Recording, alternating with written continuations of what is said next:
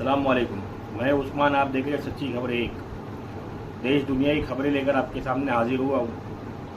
हमारे देश में कुंभ के नाम पर किस तरीके से हमारी सरकार लोगों को बेवकूफ़ बना रही है। हज़ारों हज़ार करोड़ रुपए की लागत लगाकर कुंभ का मेला तैयार किया जा रहा है। क्या वाकई वो लागत कुंभ के मेले में लग रही है या कुछ पैसा कुंभ के मेले में लग रहा है और बाकी पैसा जो है बीजेपी सरकार की जेब में जा रहा है। एक खबर 2019 में वायरल हुई थी बहुत ज़्यादा। बाद में उसको दबा दिया गया कि 70,000 करोड़ रुपए नरेंद्र दामोदर दास मोदी के स्विस बैंक में जमा है। अभी खबर सच्ची थी या झूठी थी पता नहीं, लेकिन ये खबर उसके बाद फिर सुनने नहीं मिली। लेकिन उस दौर में ये खबर बहुत ज़्यादा वायरल हुई थी। ऐसे ही जमा किए गए वो पैसे। गंगा की सफाई में 20,000 करोड़ रुपए लेकर खा लिए गए। कुंभ के मेले के बोल बोलकर लोगों को 5,000 करोड़ रुपए कुंभ के मेले में लगा दिए गए और कुंभ के संत महंत जिनका चेहरा दिखाकर ये हिंदुत्व का और हिंदू धर्म का प्रचार करते और जिनसे पूजा परस्तिश करवाकर ये अपने आप को जिंदा रख रहे, उन लोगों के साथ कितना बड़ा विश्वासघात किया गया है, जरा ये सुनिए। लकड़ियाँ रखी हुई है, ये आपकी निजी है या सरकारी मिली है? ये हमको खुद खरीद करके लेकर गए। अभी हमको एक लकड़ी तक भी, कोई भी चीज बोले माचिस तक भी हमको कोई चीज सुविधा नहीं मिली हुई है। सब महात्मा जो अपने टेंट लगा रहे हैं, सब लोग पैसे दे रहे हैं। ये पैसा सरकार को देना पड़ रहा है? हाँ, पता नहीं सरकार को दे रहे हैं किसको दे। हमारे अखाड़े वाले खुद भी ले रहे हैं, बोल रहे हैं कि इसको पैसा। खाने पीने की सुविधा, ना लकड़ियों का बंदोबस्त, ना टॉयलेट बाथरूम का बंदोबस्त, ना पीने के पानी का कोई बंदोबस्त, और ये लाखों आघोरियों को, संत महंतों को वहाँ बुला लिया गया। किस बिना पर इनको बुलाया गया? हमारी सरकार ने क्या सोचकर इनको बुलाई?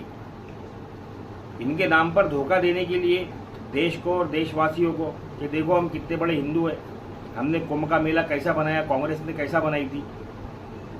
देखो मेरे हिंदुस्तानी भाइयों बहनों, मेरी एक बात को सीधा साफ आप समझ लो, ना कांग्रेस आपकी है और बीजेपी का तो सवाल ही नहीं होता है।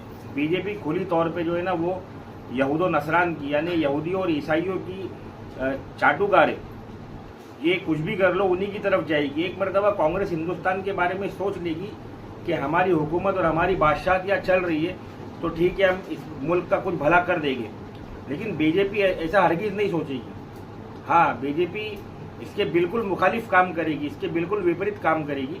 और बीजेपी सिर्फ जो है ना देश को बेवकूफ़ बनाएगी, लड़ाएगी, झगड़ाएगी, आपस में हिंदू मुसलमान के फसाद फैलाएगी, जैसे संभल में चल रहा है, जैसा देश के और कोने कोने में चल रहा है।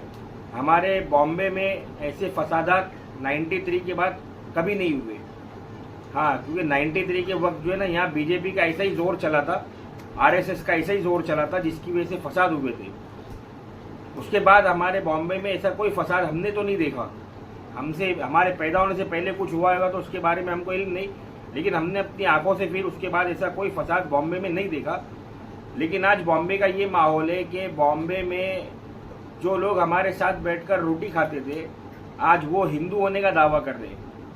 हाँ, आज वो हिंदू होने का दावा कर रहे, सिर्फ और सिर्फ इस बिना पर दावा कर रहे हैं कि उनको लग रहा है कि बीजेपी की सरकार जो है ना वो सत्ता में आ गई है, वो उनको आसमान पर उड़ा देगी और वो हर तरीके से जो है ना हमारे मुखालिफ खड़े रहने तैयार है। कौन लोग?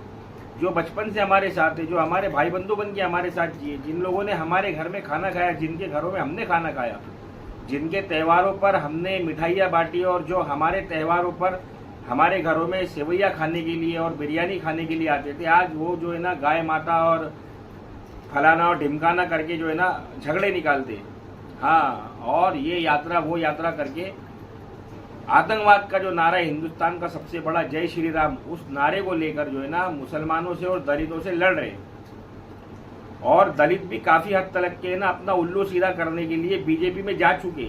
ये मैं एकदम खुली बात बोल रहा हूँ, क्योंकि दलित तो दलित है ना, उसकी अकल क्या जाती है कि भाई मेरे को नौकरी मिल जाए, मेरा घर चल जाए, मेरे को कहीं पर भी जाना पड़े चलेगा।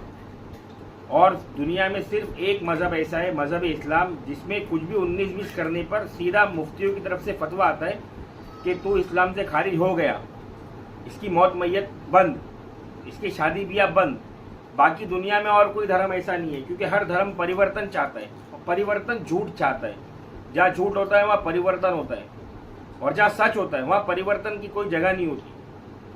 खैर, ऐसा ही जुल्म मचाता है अमेरिका, जो इजराइल के साथ मिलकर मासूम और बेगुनाह और बेबस फलस्तीनियों पर जुल्म ढा रहा था। आज उसका ये हाल हो गया है।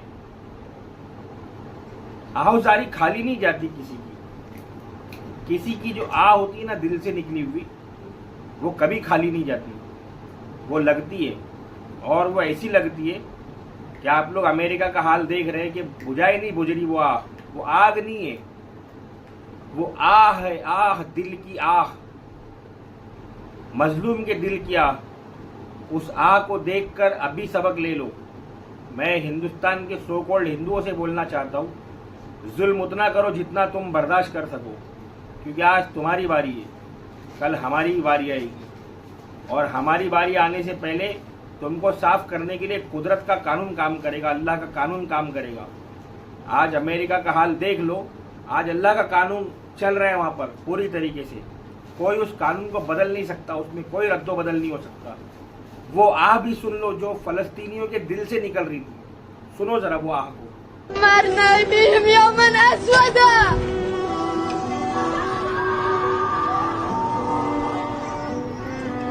ये इसको बोलते दिल से जो आह निकलती है, असर रखती है, पर नहीं ताकत परवाज मगर रखती है।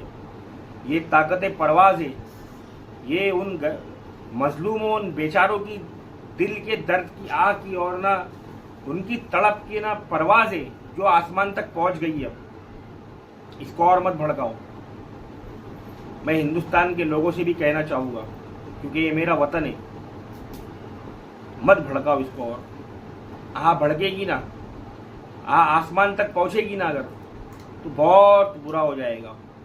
ये बहुत का लफ्ज़ भी छोटा है, इससे बहुत ज़्यादा बुरा हो जाएगा।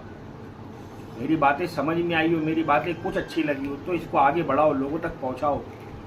ये यहूदी कंपनियां मेरे को इम्प्रेशन नहीं देगी, क्योंकि ये जानती है कि मैं इनकी यहूदियत को फाड़ कर रख दूंगा, पूरी तरीके से पोस्टमार्टम कर दूंगा, अगर मेरे को मौका दिया गया तो। आप तक ये बातें पहुंचती है तो इसको आगे पहुंचाओ। आगे पहुंचाने को अपना हक समझो कि फ़लस्तीन आप हो, हाँ मैं फ़लस्तीन हूँ, ये जुल्म मुझ पर हो रहा है। अस्सलामु अलैकुम व रहमतुल्लाहि व बरकातुहू।